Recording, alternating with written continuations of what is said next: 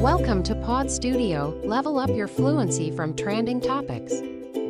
Today we are going to talk about thriving in the AI-first exponential shift. Welcome back to the deep dive. We're here to cut through the noise, get straight to the insights that matter for you. And today, we're diving into something that's not just changing, it's exploding all around us, AI.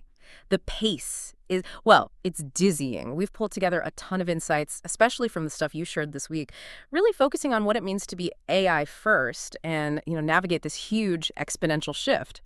Our goal today, pretty simple. Distill practical steps for you. How to use AI, leverage it personally, in business, and also touch on some of the deeper, maybe even existential questions it brings up. Yes, what's really hitting me is just how fast the whole landscape is changing. It's forcing us to rethink, well, everything. Not just jobs, but how we create value, even how we see ourselves. It's not just tech, it's fundamental. Yeah, absolutely. And this deep dive, it's for you, the curious one, looking for a clear path through all this information overload. Okay, so let's jump right into this shift, because it feels unavoidable, right? AI's rise is just unprecedented. Think about the stat. ChatGPT launched only, 32 months ago? That's it. And now, 700 million weekly users. That number is staggering. It's the fastest tech adoption ever, blows Facebook, all those other viral apps completely out of the water. Right, and that speed, it just underlines that idea we talked about. Everything electrified will be cognified. Everything's getting smarter. But the challenge is our brains, they think linearly. We struggle to really internalize what exponential growth actually means. Think back 300 years ago, 90% farmers. Today, less than 2%. Huge disruption. But this happening way, way faster. And that speed, it leads directly to this stark warning, something that really stood out. The most dangerous thing right now isn't AI itself. It's being average. Just average. In a world changing this quickly, there was that story, right? The 48-year-old home builder. I'm good. Thinks AI isn't for him. But the thing is, you don't really get to decide if it's for you. It's coming. For everyone. Which raises that huge question, what does being good even mean now when AI can do so much? And the critical thing, the real insight is, nobody's coming to save you. It's harsh, but true. It's not someone else's problem to solve for you. You've got to adapt, redefine your value, proactively figure out, okay, if this skill is becoming common, how do I become the director, not just the doer? Okay, that average warning is, it hits hard. But the flip side is becoming AI first. So let's get tactical. What are the actual steps? The big one, right off the bat. Make AI your default, your first stop.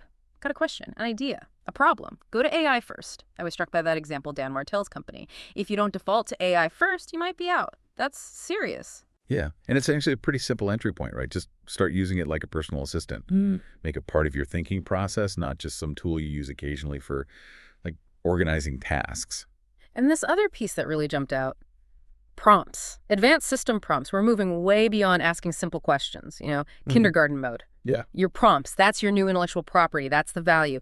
And the cheat code idea was brilliant. Get a great output, then ask the AI, hey, write the second prompt that made this. Imagine asking for, history of AI for kids, then asking how it generated that outline. It might spit back, you're an expert kids author and AI historian. That prompt itself is gold. Exactly, and that elevates you, doesn't it? From just a user to, well, almost a programmer. Which is wild because AI is basically the only programming language ever that you program in plain English. Anyone who can think clearly and write it down can now program these incredibly powerful systems. Which leads to that fundamental shift we saw mentioned, moving from being a doer to a director. AI can do the execution now. Write code better than a junior dev, maybe. So our role, it shifts to creativity, direction, strategy, like that Elon Musk analogy. Building the prototype is easy. Building the factory, that's way harder. The director designs the machine that runs the machine. That's the new value proposition. Right. And for businesses, this means a total pivot. You have to start thinking, okay, I used to be X, now I'm an AI first X, an AI first real estate agent, an AI first consultant, whatever it is. It's not just using AI sometimes. It's running everything through AI first. Conversations, processes, deliverables, that's how you stay ahead. That's how you build resilience. It's a whole new way of operating. Okay, so adapting is key. But how do you learn all this stuff without getting completely swamped? One recommendation, especially for leaders, CEOs. Spend a good chunk of time, maybe 20-25%, just learning, playing with AI, monitoring it. The rest, the 75%, focus on running the business today. That's such a crucial point. It's not just about blocking out hours. It's how you engage. intentional learning, not just passive scrolling. Intentional engagement. I like that. Actively shape what you consume. And a really practical tip for that was curating your information diet, like using your social feeds, train the algorithm, see AI stuff you like on TikTok or whatever, type FYP in the comments, tell it, yeah, more of this, please. Engage with it. Turn your feed into a personalized AI learning stream. And another cool strategy for learning was networking, right? Setting up these AI expert roundtables. Find interesting people doing cool stuff in AI on social media, invite them to a Zoom call, learn about robotics from one, medical AI from another, data centers from someone else. Yeah, it's a great way to filter the noise. You get straight to the source, understand real timelines, get targeted insights, super efficient. Okay, let's loop back to leverage. Remember, buy back your time. That idea of leverage. Capital, content, collaboration, code. Those 4 pillars. And here's where it gets really interesting. AI now touches almost all of them. Take capital. Using AI to crunch financials, analyze investment updates, or even generate sharp questions for a board meeting before you've even read the whole deck. Wild. And it's not just automating, it's amplifying. Yeah. Right? That human plus tool beats human idea. It's truer than ever. AI is the calculator for calculus. It lets us do so much more. Honestly, if you rewrote Buy Back Your Time today, every single chapter would probably have a section on how to use AI to delegate that stuff. Oh, for sure. And we're seeing real-world examples already. Like automating responses to those awful patent troll letters with ChatGPT. Yeah. Saved thousands in legal fees. It's just being smart, using the tools. But it's not all just efficiency in business, is it? Yeah. AI forces these bigger kind of existential questions. Think about robotics, figure 2.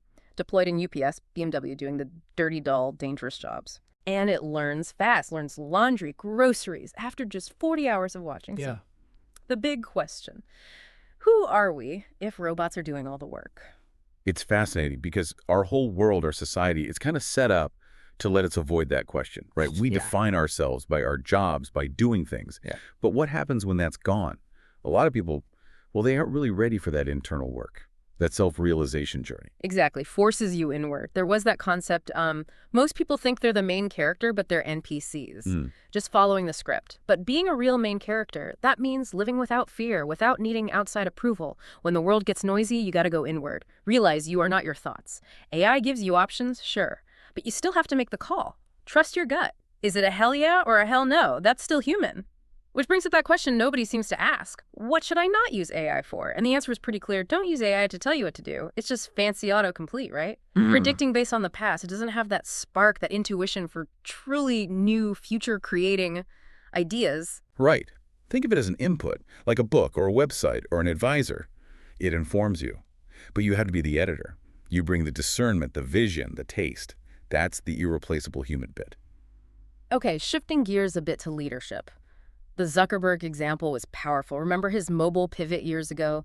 Mandated everyone use the app. All in. Now he's doing it again with AI. Poaching talent, billions on data centers, telling the whole company, embrace AI now. It really shows that winner-take-all dynamic in this AI race, doesn't it? That's Leaders like him, like Musk, they get it. You can't dabble. You have to commit because the winners will likely dominate this new landscape. Totally. And every company, seriously, needs someone focused on this full time. An AI automation person. Used to be RevOps, maybe? Someone to automate workflows, break bottlenecks, teach prompting. It's essential. You know, personally, I had to unlearn this idea that every business unit needs to be separate. Collapsing them, sharing resources, way more efficient. Found the essence of the dance, you know? And what about design? The human touch there. AI can design interfaces now based on best practices from Apple, Airbnb. You can literally screenshot designs you like, feed them to AI, ask for guidance.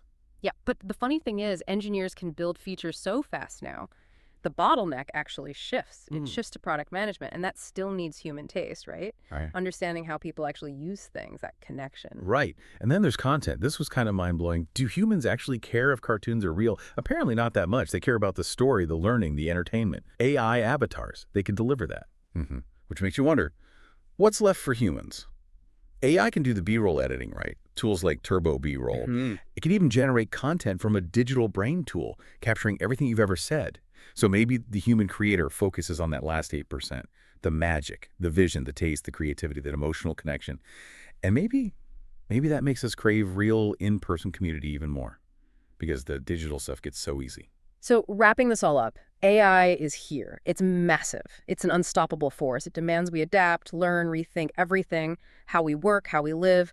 But it's also empowering you to be the director, the master of prompts, the strategic learner, actively shaping your path using all this incredible information, like the stuff you shared for this deep dive. So the big question for you listening is, what does this all actually mean for you? I mean, imagine a world where AI really does automate all the doing. Money isn't the main driver anymore. You're not chasing that external validation, that white rabbit.